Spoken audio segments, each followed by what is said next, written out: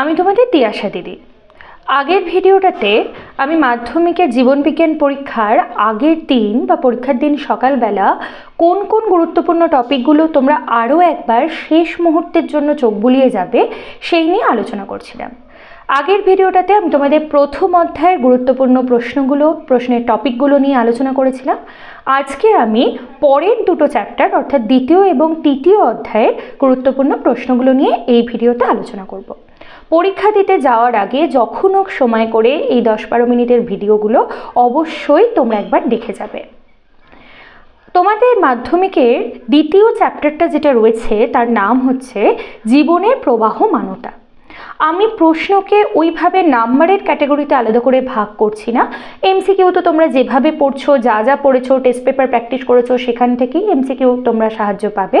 আর বাকি প্রশ্নগুলো তোমাদের 2 নাম্বারের প্রশ্ন 3 নাম্বারে আসতে পারে, 5 নাম্বারের জন্য তোমরা যে প্রশ্ন তৈরি করছো সেগুলো 2+3-এ ভেঙে আসতে পারে। ওই জন্য আমি নাম্বারের ডিভিশন বলছি না, আমি জাস্ট গুরুত্বপূর্ণ টপিকগুলো এই ভিডিওতে বলছি। জীবনের প্রবাহমানতা থেকে তোমরা কি কি পড়বে? জীবনের প্রবাহমানতার সবথেকে গুরুত্বপূর্ণ বিষয় হচ্ছে ক্রোমোজোম।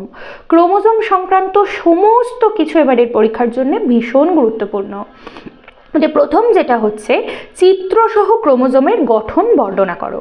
তোমাদের আলাদা করে ছবির মধ্যেও ক্রোমোজোমের চিত্র আসতে পারে, চিহ্নিত চিত্র আসতে পারে, অথবা চিত্রসহ ক্রোমোজোমের গঠনও লিখতে দিতে পারে, অথবা এরকমও হতে পারে শুধুমাত্র ক্রোমোজোমের গঠন বর্ণনা করো এটা দিল, কিন্তু তোমাকে ধরে নিতেই হবে যে 5 নাম্বারের জন্য তোমাদের যদি ক্রোমোজোমের গঠন লিখতে দেয় তাহলে 3 নাম্বার তোমাদের লেখার জন্য আছে, 2 নাম্বার তোমাদের ছবিটা আঁকার জন্য আছে।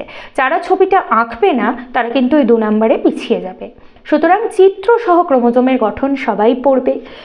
ক্রোমোজোমের প্রকারভেদগুলো অটোজোম, অ্যালোজোম, এছাড়াও সেন্ট্রোমিয়ারের সংখ্যা অনুযায়ী ক্রোমোজোমের যে প্রকারভেদ, অ্যাসেন্ট্রিক ক্রোমোজোম, মোনোসেন্ট্রিক ক্রোমোজোম, ডাইসেন্ট্রিক ক্রোমোজোম, এইগুলোও তোমরা ভালো করে পড়বে। আবার সেন্ট্রোমিয়ারের অবস্থান অনুযায়ী সেন্ট্রোমিয়ার ক্রোমোজোমের মাঝখানে থাকলে মেটাসেন্ট্রিক, মাঝের কাছাকাছি থাকলে সাবমেটাসেন্ট্রিক, একেবারে প্রান্তে থাকলে টেলোসেন্ট্রিক, প্রান্তের কাছাকাছি থাকলে অ্যাক্রোসেন্ট্রিক। এই জায়গাগুলোও কিন্তু চিত্রসহ খুব ভালোভাবে তোমরা পড়বে। এছাড়া দেহ ক্রোমোজোম বা অটোজোমের সাথে অ্যালোজোম বা সেক্স ক্রোমোজোমের পার্থক্য ভালো করে দেখে যাবে। এছাড়া ক্রোমোজোমের রাসায়নিক যে গঠনগুলো ডিএনএ, আরএনএ, হিস্টোন, নন হিস্টোন প্রোটিন, এগুলোও ভালোভাবে পড়বে। এখান থেকে ছোট প্রশ্নের মধ্যে ডিএনএ কোন কোন নাইট্রোজেন বেস দিয়ে তৈরি, ডিএনএর মধ্যে কী কী নিউক্লিওটাইড থাকে, আরএনএতে কোন নিউক্লিওটাইডটা অনুপস্থিত থাকে বা থাইমিনের পরিবর্তে কী থাকে আরএনএতে, এগুলো কিন্তু ভীষণ গুরুত্বপূর্ণ জায়গা। পরের যেটা আমি নিয়ে বলবো সেটা হচ্ছে কোন কোন পার্থক্য সেকেন্ড চ্যাপ্টার থেকে তোমাদের জন্য ভীষণ গুরুত্বপূর্ণ। ডিএনএ এবং আরএনএর পার্থক্য পড়বে যত বেশি সম্ভব। আমি আগের ভিডিওতেও বলছিলাম পার্থক্যের আকারে শেষ মুহূর্তে পড়ে যাবে। পার্থক্যের আকারে পড়লে আমাদের মনে রাখতেও সুবিধা হয়, আর অল্প পড়ে আমরা অনেক ধরনের প্রশ্নের উত্তর কিন্তু করতে পারি। ডিএনএ আরএনএর পার্থক্য পড়বে, ইউক্রোমাটিন হেটেরোক্রোমাটিনের মধ্যে পার্থক্য পড়বে, মাইটোসিস মিওসিস কোষ বিভাজনের মধ্যে পার্থক্য পড়বে, বোধ প্রাণী কোষ এবং উদ্ভিদ কোষ দুটোই, অযৌন জনন যৌন জননের মধ্যে পার্থক্য পড়বে। আমি টেস্ট পেপারে একটা কোয়েশ্চেন দেখছিলাম, যৌন জনন অযৌন জননের সরাসরি পার্থক্য লেখো না বলে দিয়েছে যে জনিত্রী জীবের সংখ্যা কোষ বিভাজনের প্রকৃতি অনুযায়ী যৌন জনন এবং ভেদ বা প্রকরণের প্রকৃতি অনুযায়ী যৌন জনন অযৌন জননের পার্থক্য করো। তাহলে পার্থক্য করে রাখলে পার্থক্যের মধ্যেই তোমাদের এই পয়েন্টগুলো ইনক্লুডেড থাকছে। আচ্ছা, পরের যেটা প্রশ্ন সেটা হচ্ছে কোষ চক্র, ভীষণ গুরুত্বপূর্ণ। ফ্লো চার্ট সহ কোষ চক্র ভালোভাবে পড়বে, সাথে checkpoint, G1S checkpoint, G2M checkpoint, M checkpoint, চেক পয়েন্টের কী গুরুত্ব, কেন চেক পয়েন্ট থাকার দরকার, কোন কোষ সর্বদা G0 দশায় অবস্থান করে, ক্যান্সার কোষের ক্ষেত্রে G0 দশা দেখা যায় না কেন, এই ধরনের একটু ট্রিকি কোয়েশ্চেনগুলোও কিন্তু ভালো করে পড়ে রাখতে হবে। পরবর্তী যে প্রশ্নটা এখানে খুব ইম্পর্টেন্ট, কোষ বিভাজনের কোন দশায় ক্রোমোজোম বেমের নিরক্ষীয় তলে অবস্থান করে, ভীষণ গুরুত্বপূর্ণ। এটাই অন্যরকমভাবে প্রশ্ন আসতে পারে, কোষ বিভাজনের কোন দশায় ক্রোমোজোমকে সঠিকভাবে গণনা করা সম্ভব। অ্যানাফেজীয় চলন কাকে পড়বে, উদ্ভিদ কোষের এবং প্রাণী কোষের সাইটোকাইনেসিসের মধ্যে যে পার্থক্য, উদ্ভিদ কোষের সাইটোকাইনেসিস সেল প্লেট বা কোষপাত গঠনের মাধ্যমে হয়, প্রাণী কোষের ক্ষেত্রে ক্লিভেজ পদ্ধতিতে হয়, আরও যা যা পার্থক্য আছে ভালো করে পড়ে রাখবে। ক্রসিং ওভার মোস্ট ইম্পর্টেন্ট বিষয়, ক্রসিং ওভারের চিত্রসহ পদ্ধতি পড়বে এবং ভালো করে ক্রসিং ওভার পড়লে দেখবে এখান থেকে যদি তোমাদের প্রশ্ন দেয় সমসমস্থ ক্রোমোজোম কাকে বলে, সিস্টার ক্রোমাটিড নন সিস্টার ক্রোমাটিড কারা, কেন নন সিস্টার ক্রোমাটিডের মধ্যেই খণ্ডাংশের বিনিময় হচ্ছে ক্রসিং ওভারে, কেন সিস্টার ক্রোমাটিডের মধ্যে খণ্ডাংশের বিনিময় হচ্ছে না, সাইন্যাপসিস কাকে বলে, ডায়াট কাকে বলে, সমস্ত প্রশ্নের উত্তর ক্রসিং ওভার ভালো করে পড়া থাকলে তোমরা কিন্তু দিতে পারবে। এর পরবর্তী দেখো যেটা ভীষণ এখানে গুরুত্বপূর্ণ, উদাহরণগুলো খুব ভালো করে পড়বে। বিভিন্ন ধরনের জননের পদ্ধতি, বিভাজন, কোরকোদ্গম, খণ্ডীভবন, রেণু উৎপাদন, পুনরুৎপাদন, উদাহরণগুলো খুব গুরুত্বপূর্ণ এমসিকিউর জন্য, স্তম্ভ মেলার জন্য, শূন্যস্থান পূরণের জন্য, সব কিছুর জন্য ভীষণ গুরুত্বপূর্ণ। মাইক্রোপ্রোপাগেশনের গুরুত্ব, মাইক্রোপ্রোপাগেশনের একটু অ্যারো দিয়ে দিয়ে যে ফ্লো চার্ট লেখাটাকে ধাপ, প্রত্যেকটা ধাপ ভালো করে পড়বে। স্টক শিয়ন কি, একবীজপত্রী উদ্ভিদের ক্ষেত্রে গ্রাফটিং কেন হয় না, যৌনুক্রম, ফার্নের যৌনুক্রমটি একটি রেখচিত্রের সাহায্যে দেখাও, যৌনুক্রমের রেণুধর দশায় কোন কোন দশা দেখা যায়, লিঙ্গধর দশায় কোন কোন দশা দেখা যায়, ভালো করে পড়বে। দ্বিনিষেক ভীষণ ভালো করে পড়বে। যদি প্রশ্ন একটু স্ট্যান্ডার্ড প্রশ্ন আসে তাহলে কিন্তু তোমাদের নির্ণীত নিউক্লিয়াসের ক্রোমোজোম সংখ্যা বলে দিয়ে সস্যল নিউক্লিয়াসের ক্রোমোজোম সংখ্যা বার করতে দিতে পারে, অথবা নিউক্লিয়াসের ক্রোমোজোম সংখ্যা বার করতে দিতে পারে।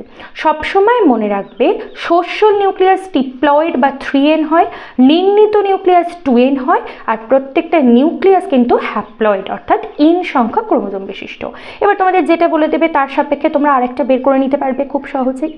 আচ্ছা, উদাহরণ সহ স্বপরাগযোগ ইতর পরাগযোগের পার্থক্য পড়বে, বায়ুপরাগী, জলপরাগী, পতঙ্গপরাগী, পক্ষীপরাগী ফুলের মধ্যে কী কী সাদৃশ্য এবং বৈসাদৃশ্য আছে এবং প্রতিটার উদাহরণ খুব ভালো করে পড়বে।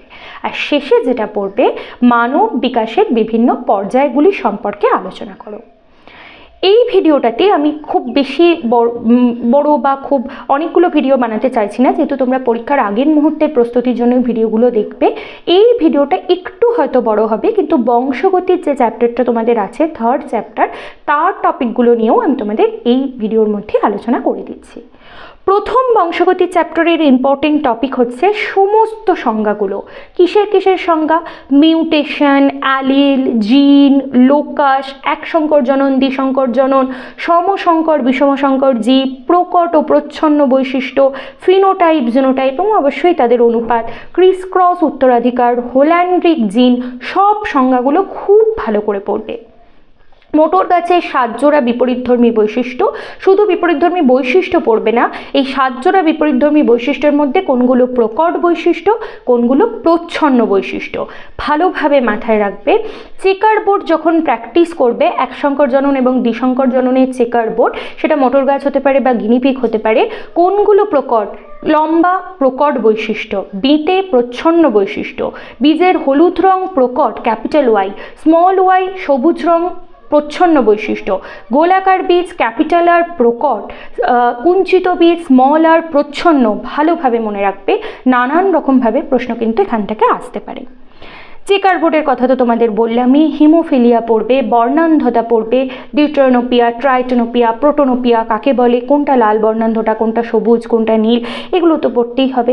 মেন্ডেল তত্ত্বের ব্যতিক্রম ভীষণ গুরুত্বপূর্ণ। মেন্ডেল তত্ত্বের প্রথম সূত্র হচ্ছে পৃথক ভবন, দ্বিতীয় হচ্ছে স্বাধীন সঞ্চারণ। একসংকর জনন থেকে আমরা পৃথক ভবন সূত্রটা পাই, দ্বিসংকর জনন থেকে আমরা স্বাধীন সঞ্চারণ সূত্রটি পেয়ে থাকি। মানুষের লিঙ্গ নির্ধারণে পিতার ভূমিকা উইথ চেকার বোর্ড ভীষণ গুরুত্বপূর্ণ। রাজকীয় হিমোফিলিয়া এবং ক্রিসমাস ডিজিজ, থ্যালাসেমিয়ার প্রকারভেদ ও লক্ষণ, জেনেটিক কাউন্সেলিংয়ের গুরুত্ব ভীষণ ভীষণ গুরুত্বপূর্ণ। এই চ্যাপ্টারগুলো তোমরা খুব ভালো করে পড়বে। ক্রোমোজোমের চিত্র ভীষণ ভালোভাবে পড়বে। কোষ বিভাজনের, বিশেষ করে মাইটোসিস কোষ বিভাজনের প্রত্যেকটা চিত্র, মেটাফেজ, অ্যানাফেজ, টেলোফেজ, প্রোফেজ ভালো করে করবে।